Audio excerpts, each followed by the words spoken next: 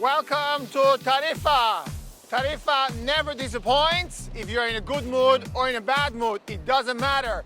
It's a little bit similar to Pumpfoiling. You can always come to Tarifa and have fun.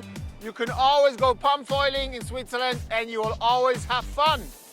I am here to present you our latest #1 prize winner, the 7.6 subfoil from Indiana with the 1396 front wing, super glider for flat water SUP foil stand-up paddling with the low weight 72 carbon mast and the ultra strong fuselage.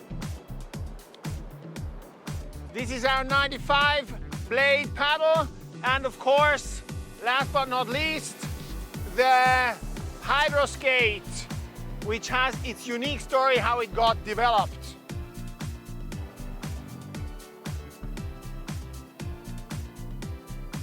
This is our #1 winner subfoil 7.6 by Indiana. It got the first prize.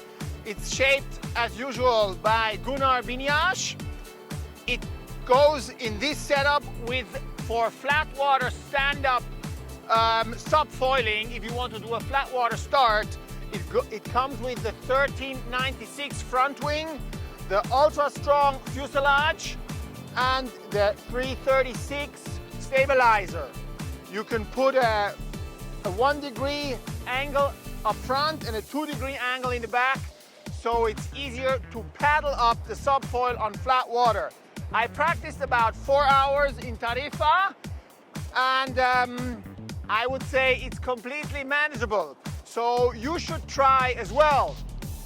The paddle I use for subfoiling in Tarifa has a 95 blade. It's full carbon, and you can extend the length of the handle.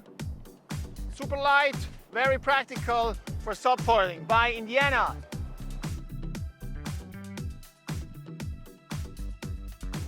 This is the Hydroskate.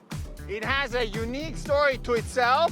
One day I was pumping at the lake of Zürich in Switzerland, and a friend of mine turned up, and what he done was he fixed a pure skateboard to the foil.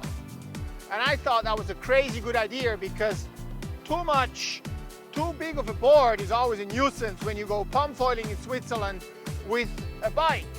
So I called up Gunnar and I asked him if he could do a Pumpfoil in the shape of a skateboard.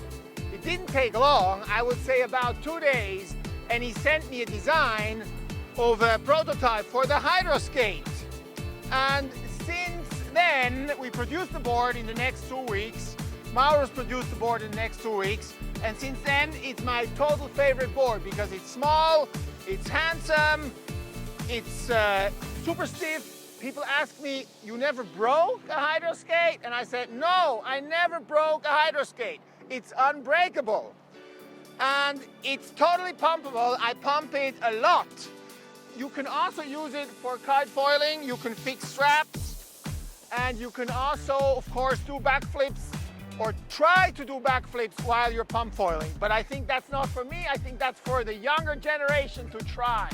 What I really like about the new Indiana boards is this measurement system for the mast foot position. So when you pumpfoil or when you wing foil, every half a centimeter or every 2 or 3 millimeters makes a difference for the mast foot position. If you have a heavier rider, the tendency is to put the mast foot more towards forward. If you're a lighter rider, you move the mast more towards the back. The other day, I was out in Punta Paloma with a lot of wind and pretty big waves, and I changed my front wing from the 1050 to the 900.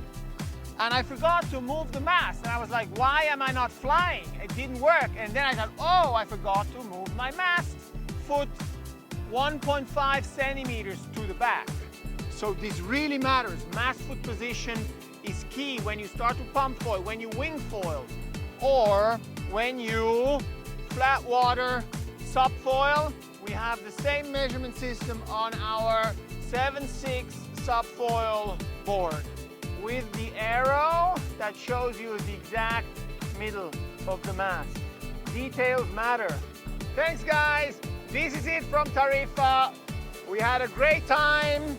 Thank you Luis for making the videos, and I hope you all have a great winter, either in Tarifa with big waves, lots of swell, or in Zurich, Switzerland with lots of pump foiling.